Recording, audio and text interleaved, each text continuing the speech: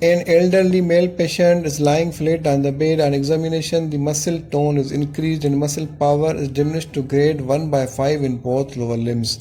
The knee and ankle jerks are exaggerated with presence of bilateral ankle clonus and extensor plantar responses on both sides. The sensation for light touch and pinprick are impaired in both lower limbs at the level of T8 segment of the spinal cord, while the sensation for joint position and vibration are intact. There is no spinal deformity, scar, gibbous, or tenderness present over the spine. The coordination and gait cannot be tested due to marked muscle weakness.